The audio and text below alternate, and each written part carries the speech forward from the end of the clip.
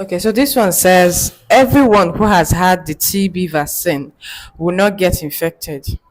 I think we Okay. talked about that before. Yeah. Yeah, I so think it's more like yes, a repetition of. exactly. So the TB vaccine particularly is one of those vaccines that don't give lifelong protection. Okay. It gives partial immunity, and Immunity.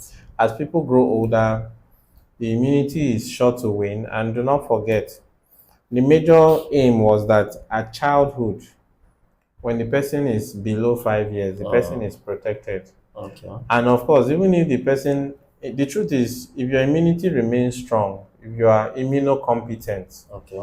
the likelihood of you coming down with active TB is not, very much. Remember, we just discussed latent TB, Yes. even though you may be exposed. Okay.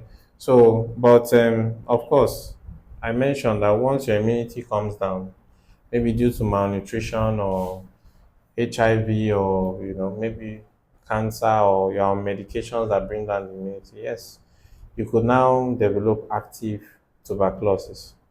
Okay, so yes, despite the fact that you had the BCG vaccine, we still have situations where people are heavily exposed to it and develop active disease. All right. So that's clear enough. So the next question we have on our list is. Okay, so this one says TB is caused by poverty and will persist and thrive in areas that there are high level of poverty. I think you mentioned something like that. Yes, I didn't really go deep. So poverty is not a direct cause of TB. We already know what directly causes it. It's an organism. But poverty is an enabler, is a risk factor, because people who fall within that category, number one, they most likely live in very unhealthy environments Okay. where they are cramped up, they are overcrowded, they have poor amenities.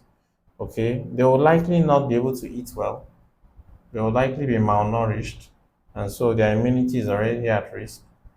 They are likely not able to have the income Okay. that will help them to seek health care when they need it, even if they're infected with tuberculosis, or exposed rather, or even if they have other coexisting illnesses that can bring down their immunity, they don't have the income to sustain To and manage seek it. health care. So these are just how poverty can be applied. This is how you look at it and you analyze. So that's why it's a high risk factor. Even because of the nature of the tuberculosis treatment, where they have to come regularly and show us that they're really taking the drugs.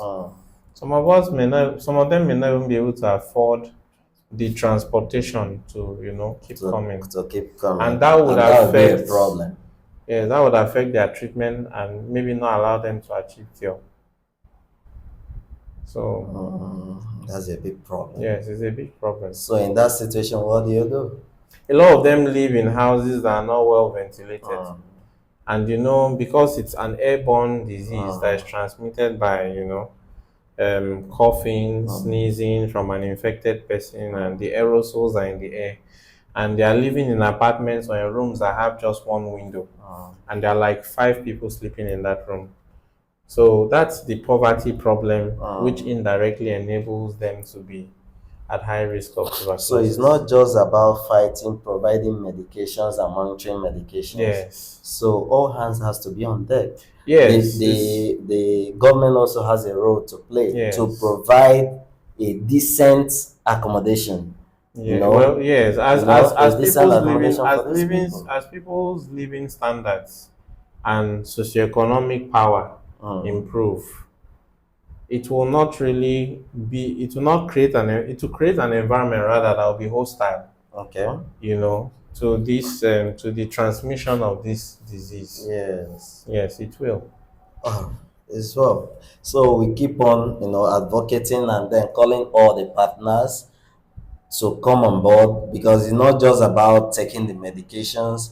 A very good environment, good housing system has to also be considered, that is well ventilated. Yes. So that people can have decent environment where they can stay, and then that will help to cut this chain of transmission.